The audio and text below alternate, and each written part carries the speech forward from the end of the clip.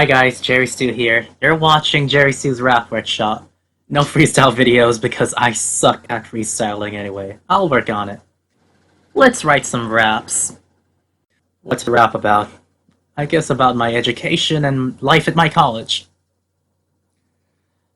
Right now I'm training to be a merchant sailor, engine department. I'm training at this boys-only maritime studies college. It used to be run by the Myanmar Ministry of Defense, so we've had to go through some physical training and disciplinary training.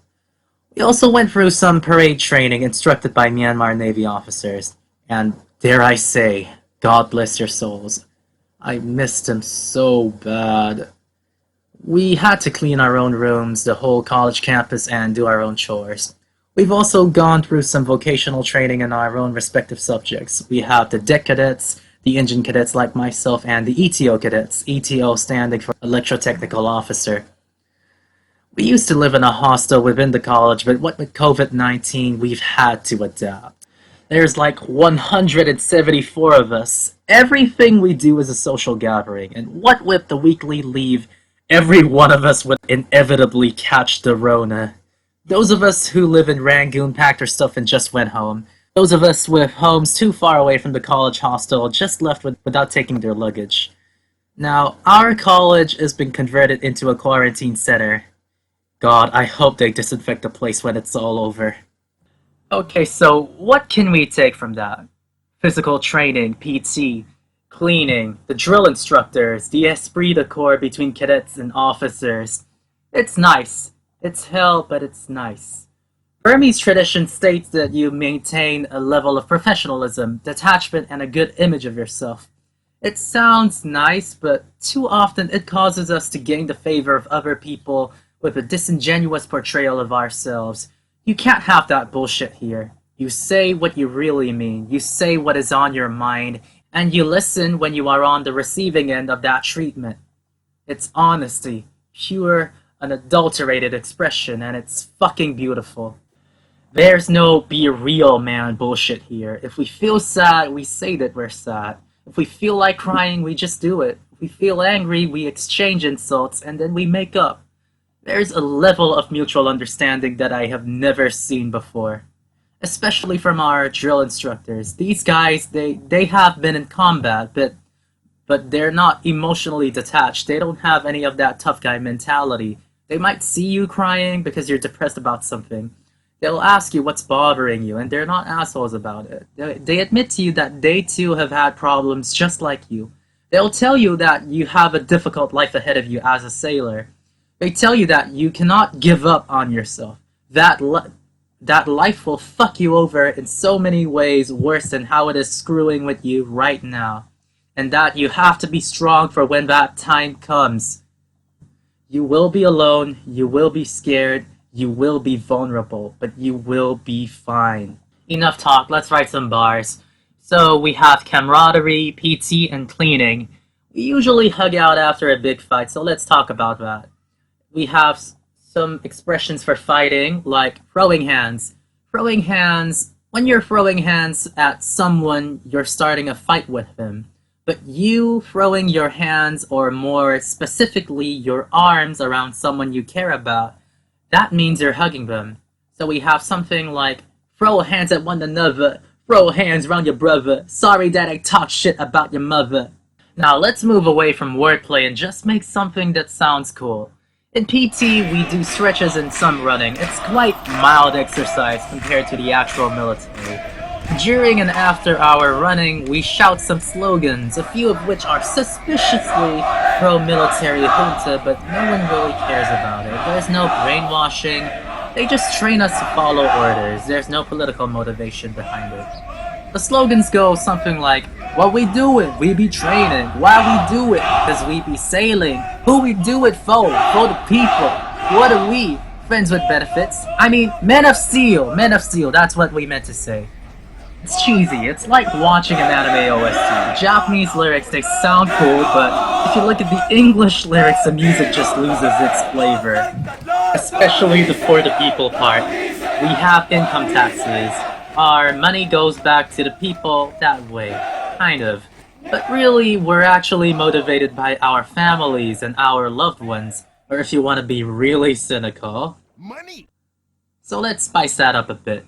What we do? Train, it's hell. Pain, who we do it for? Beverly from Derry, Maine. That last line was just randomly inserted. Please don't judge me. Well, let's talk about the cleaning. We do that every day. Fuck the trees. Fuck the leaves.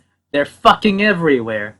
The work is just never done. The bathroom is the most desired cleaning spot. I mean, the act of cleaning it is over within half an hour and it's easy, provided that you're not a pussy about it. You get used to the smell, but the trees, fuck the trees.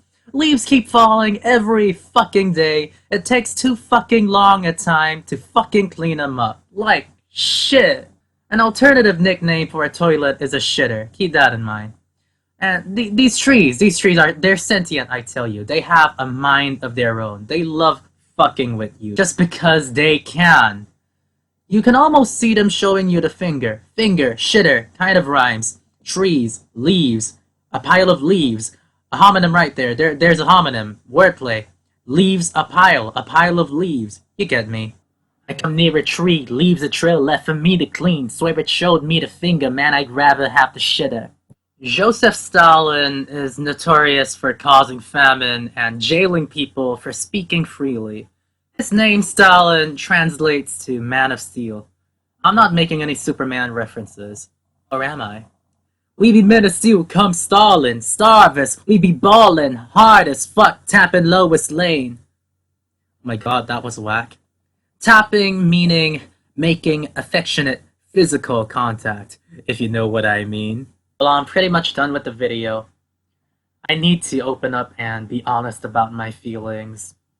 The hardest part of training to be a merchant sailor is coming to terms with the fact that you will be separated from your loved ones.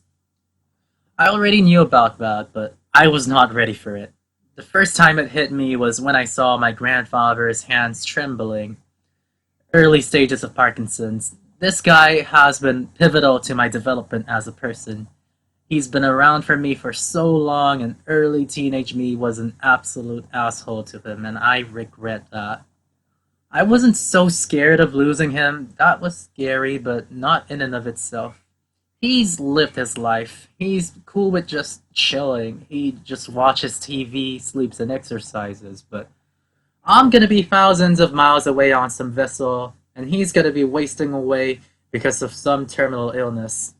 He's healthy, but it's eventually gonna come to that. I had always accepted that, but the scary part is the thought that I'm not gonna be around to comfort him in his final days. It was bugging me so bad. It didn't stop me from working, but when I was alone with my thoughts, it tortured me. So I talked to him about this. So he tells me, I appreciate that you're concerned for me. You have been a dickhead, but otherwise you have also been a good kid. You haven't done anything so bad that it would fuck up your life.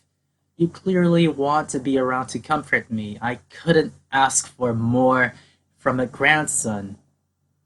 I love the guy. That meant a lot to me, so it helped me cope. I also talked to my best friend and a duty officer at my college about this. They helped me a lot. I love my best friend. I don't want to lose contact with her, and the officer, he was extremely helpful as well. He's a retired captain training the next generation of merchant sailors like myself. He told me that he couldn't make it to his dad's funeral, he couldn't make it to his mom's funeral. I lost my dad back in 2013, so I kind of understood the impact it must have had on him. It was very comforting knowing that I was not alone in my suffering, that there were other people who understood what I was going through. Being separated from the people I love is terrifying, but my best friend, she helps. My mother, too. They tell me the same message: learn to love yourself. Without that message, I might as well have committed suicide back in March. I just felt lost, alright? My grandpa, my best friend, I don't want our relationships to end on shitty terms. They have helped me become who I am. They have always been there for me. They have a special place in my heart. I love you guys, and I don't know where I'd be without you. A message to you guys and to everyone else it may concern. I will be okay. I'll take care of myself. I'll love myself the way you have loved me. God bless your souls.